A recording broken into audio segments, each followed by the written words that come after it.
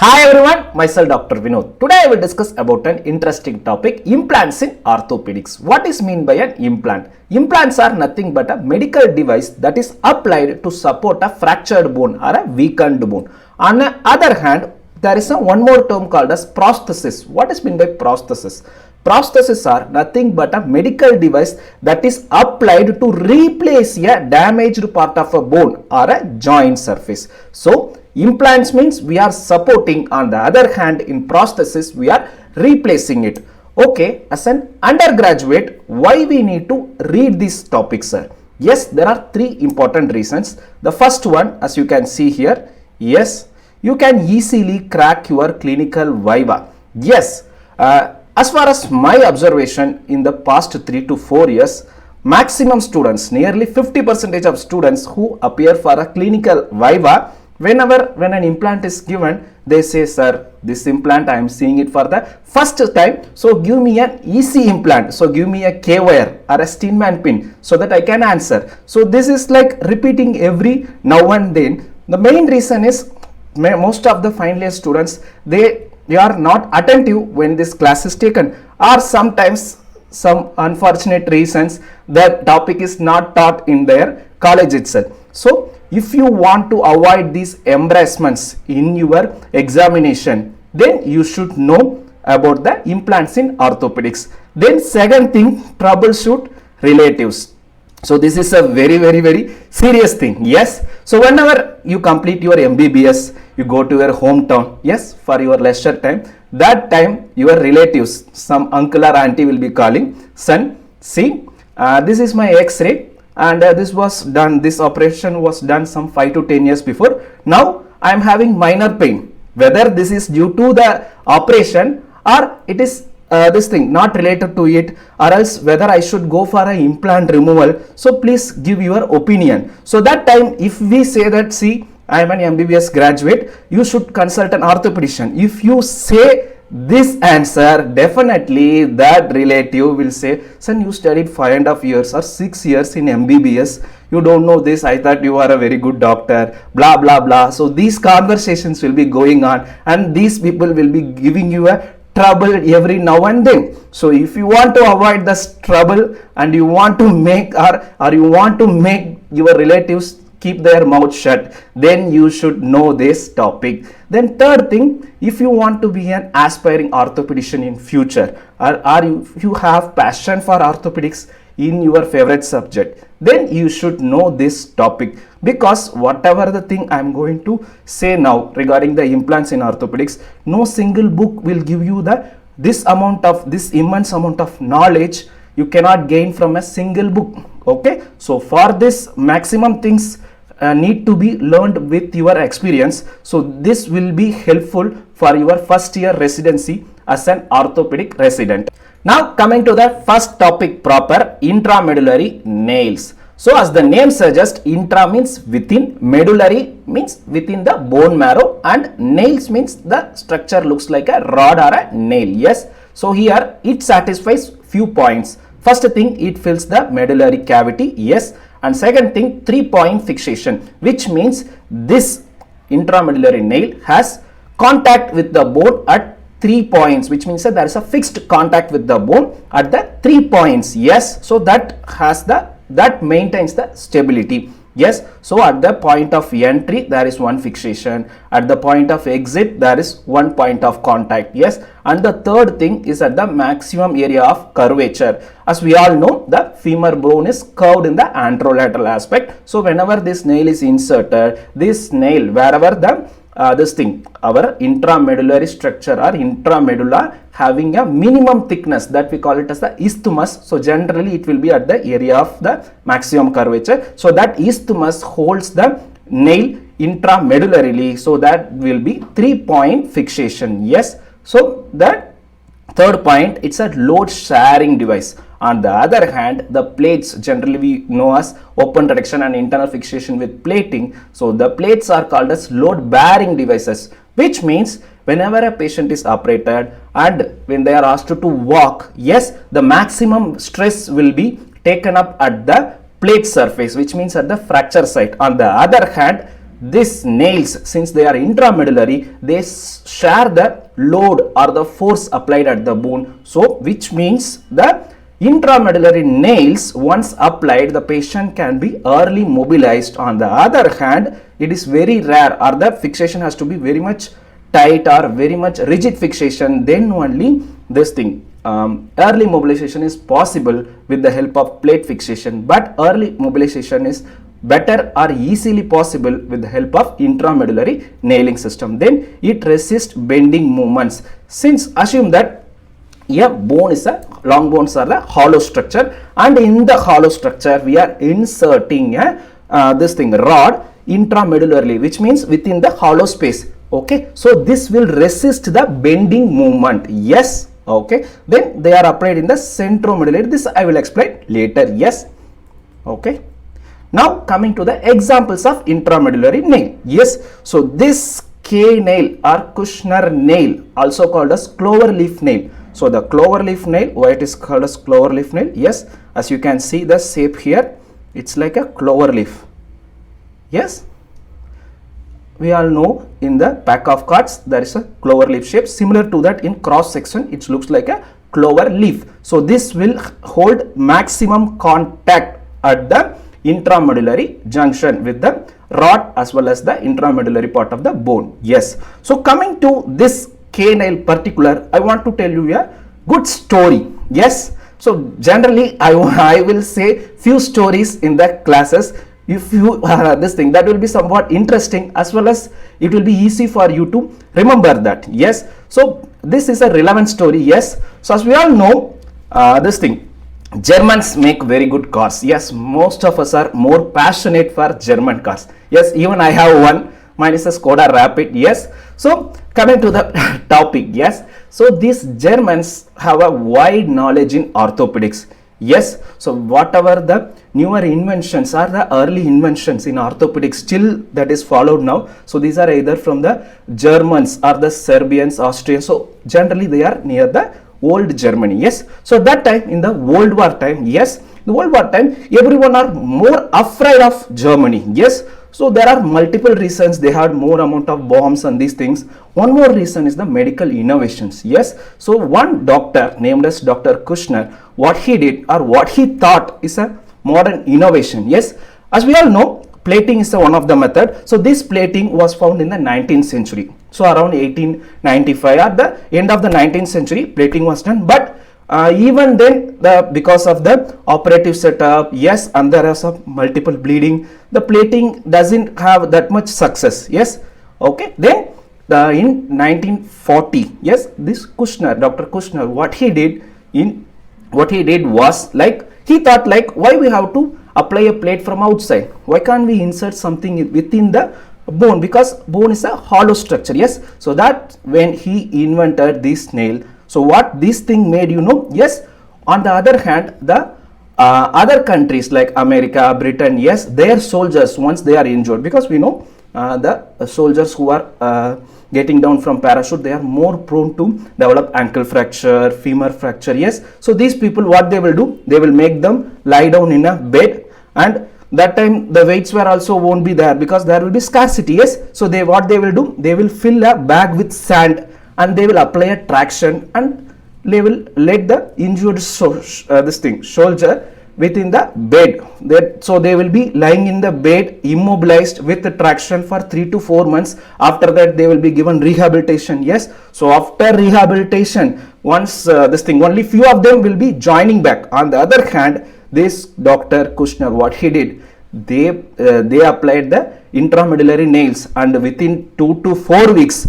these soldiers again went for the fight or the war. So this is a medical innovation that changed the course of the war. So as an orthopedician, I feel like very much this thing, how could he do this? Yes, so that could change a course of the war. Actually, I am not supporting Germans, yes, but this is a very good innovation which is used, and we are updated, we have updated that, and still we are using these things. Yes, okay. So what is the problem with the K nail? Yes, the K nail, the problem is there is no rotationary stability. Yes, this nail sometimes, yes, that can move within the bone. So that is the disadvantage of the K nail. Yes. So coming to the V nail. So that K nail is applied for the femur shaft fractures. Yes. On the other hand, same type of nail. Yes. This is an intramedullary nail with the shape of a V.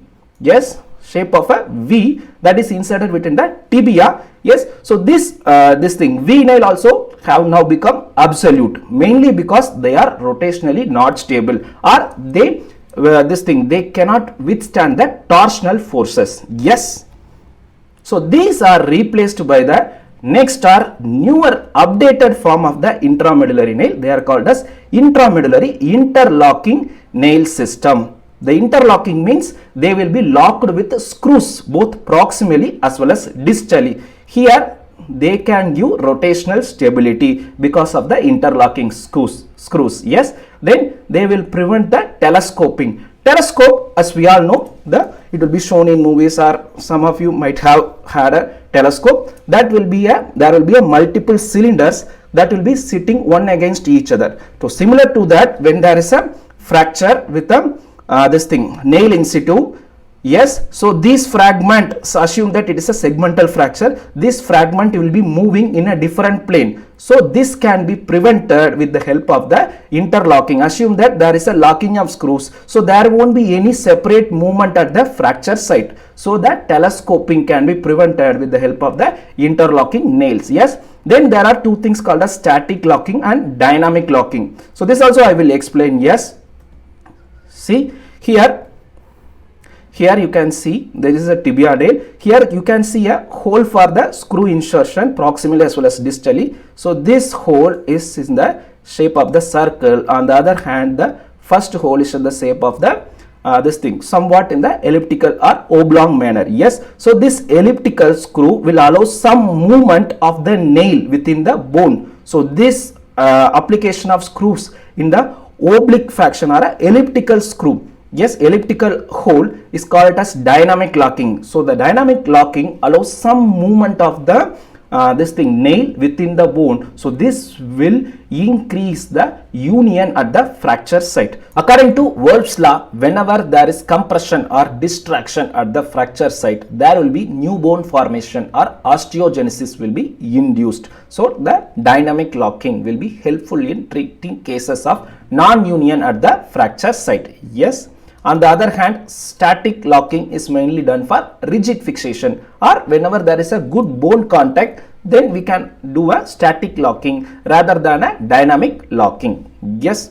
So coming to the first nail, universal femoral nail. This nail nearly looks like a straight line, okay, on the first observation, but on the lateral observation you can see that this nail will be somewhat curved in the lateral aspect. That is to compensate the anterolateral curvature in a normal anatomical structure of the femoral bone. Yes. So here this is applied for any fracture of the shaft, either in the proximal 1/3 and the middle 1/3 junction, or from the up to the distal 1/3 junction of the shaft. Yes. Any fracture here we will apply this universal femoral nail. Yes.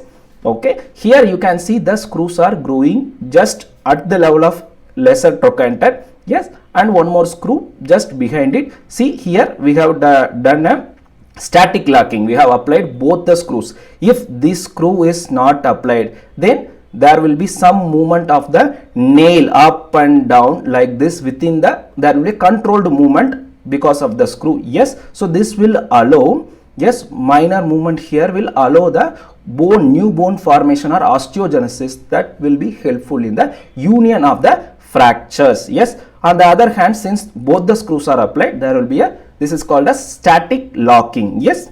So the next one is a proximal femoral nail. So both the nails are applied in proximal area only. So why it is called as a proximal femoral nail? So on the looking at just only at the proximal femoral nail, you might not have a proper idea, but that's why for comparison I have kept both the universal femoral nail as well as the proximal femoral nail. As you can see in the universal femoral nail, the screws are growing directly or straight, yes, up to the lesser trochanter. Yes. On the other hand, in the proximal femoral nail, the screws are going in the oblique direction through the neck of the femur into the femoral head. So this proximal femoral nail along with the shaft fractures, they can be used for the proximal femoral fractures like a intratrochanteric fractures. Yes, on the other hand, subtrochanteric fractures, whenever the fracture that occurs within 5 centimeter from the level of the lesser trochanter, it is called as subtrochanteric fractures. So subtrochanteric fractures also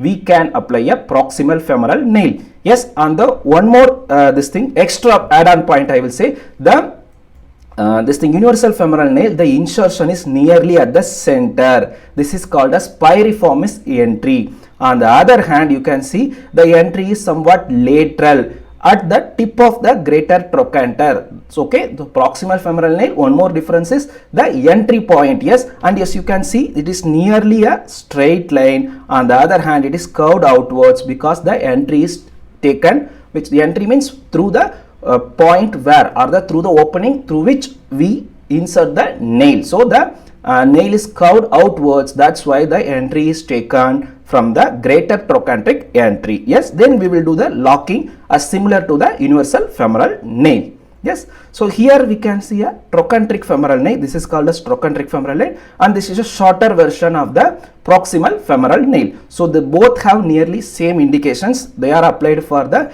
intertrochanteric fractures as well as the for the basic cervical neck of femur fracture if the patient is coming in the golden hour. Yes.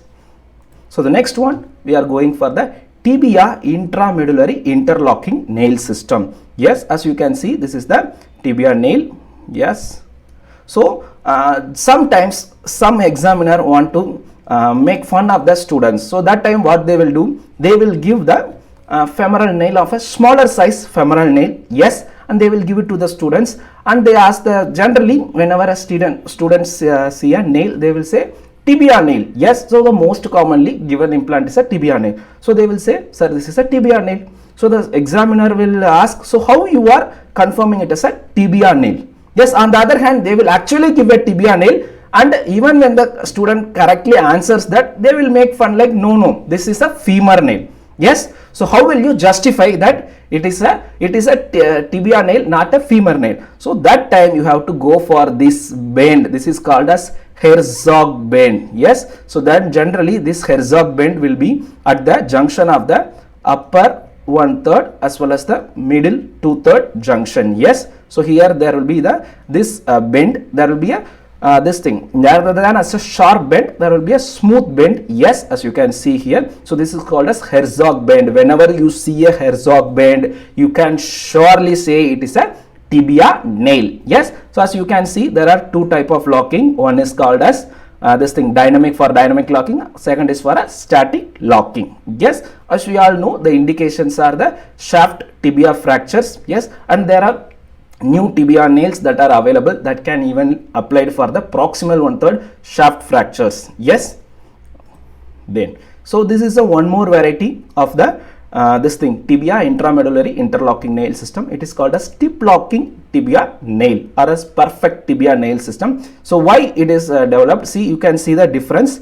Yes, as the name suggests, the locking of the distal most screw is nearly just this thing just above the tip of the nail. Okay, so whenever as a general assumption that we need at least 5 centimeter of clearance just below the fracture, so then only the normal tibia nail can be applied. So then only there will be proper locking, or then only the nail will function as a biological implant. Yes, on the other hand, biologically working implant. Yes, on the other hand, in this tip locking system of nails, they require even when the distal part of the fracture fragment is less than 5 centimeter, even then they can be applied, since the locking screw is present very distally at the just above the tip of the nail. Next topic, titanium elastic nail system, commonly called as tensed nails. They are generally used in the pediatric setup as well as in the adolescents. Okay, as the name suggests, they are made up of titanium. As you can see, the multiple fancy colors, the bright yellow, yes, purple, as well as the dark blue colors. Yes, so they have the elastic property. Whenever these nails are applied and the patient is started on weight bearing, they will take up the whatever the stress, yes, and they will bend, or they, since they have an elastic property, they will bend whenever the force is exerted at them. Then again, because they have more tensile strength, even better tensile strength than the stainless steel, they will come back to their original position. So these nails are applied with 3-point fixation, yes, but on the other hand, they doesn't have any screw to lock this lock them within the bone, but they have the elastic property and they have more tensile strength. They can take up the force and they come back to their original previous bending position, yes. Okay, so they are generally applied on the pediatric as well as adolescent age group. So here, as you can see here, this is a fracture shaft tibia. Sorry for the overexposed x-ray, yes. So here this is a fracture of the shaft of femur that is has been united with the help of the tense nail in situ. See, these nail system are applied in this aspect, yes. Okay, then two nails are applied like this. So assume that this is a tibia and these nails are applied like this.